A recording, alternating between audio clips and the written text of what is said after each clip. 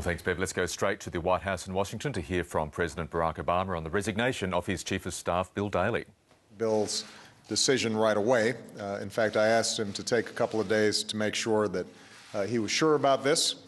But in the end, the pull of the hometown we both love, a city that's been synonymous with the Daley family for generations, was too great.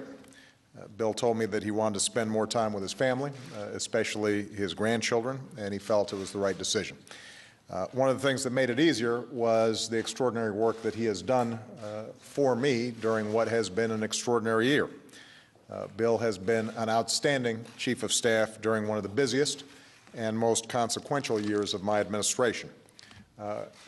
We were thinking back just a year ago this weekend, before he was even named for the job. Bill was in the Situation Room getting updates on the shooting in Tucson. On his very first day, Bill took part in a meeting where we discussed Osama bin Laden's compound in Abbottabad.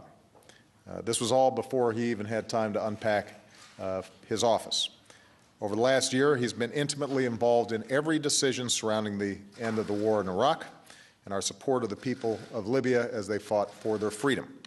He was instrumental in developing the American Jobs Act and making sure taxes didn't go up on middle-class families. He helped us reach an agreement to reduce the deficit by over $2 trillion, and he played a central role in passing historic trade agreements with South Korea, Colombia, and Panama. Given his past record of service as Secretary of Commerce, he was invaluable in all these negotiations. So no one in my administration has had to make more important decisions more quickly than Bill. And that's why I think this decision was difficult for me.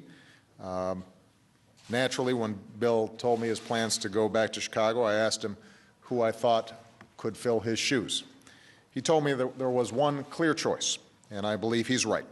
So today I'm pleased to announce that Jack Lew has agreed to serve as my next Chief of Staff. Let me begin, first of all, by thanking Ruth for allowing Jack to serve in what I know is one of the most difficult jobs in Washington. But Jack's had one of the other most difficult jobs in Washington. For more than a year, Jack has served as the Director of the Office of Management and Budget. As anyone who's been following the news lately can tell you, this is not an easy job. During his first tour at OMB under President Clinton, Jack was the only budget director in history to preside over budget surpluses for 3 consecutive years. And over the last year, he has helped strengthen our economy and streamline the government at a time when we need to do everything we can to keep our recovery going. Jack's economic advice has been invaluable, and he has my complete trust, both because of his mastery of the numbers, but because of the values behind those numbers.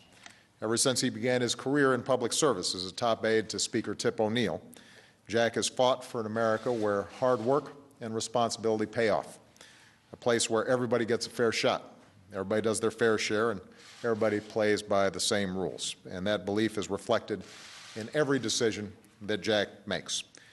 Jack also has my confidence on matters outside the borders. Before he served at OMB for me, Jack spent 2 years running the extremely complex and challenging budget and operations process for Secretary Clinton at the State Department, where his portfolio... And we leave President Obama there from the White House in Washington announcing the shock resignation of his Chief of Staff, Bill Daley, his replacement with Jack Lew, very much a Washington veteran, currently the head of the White House Budget Office. Now, later this hour, we'll be speaking to our North America correspondent, Craig McMurtry, about the decision by Bill Daley to resign and what it means for Barack Obama's already tricky re-election prospects as Americans gear up for the presidential election in November this year.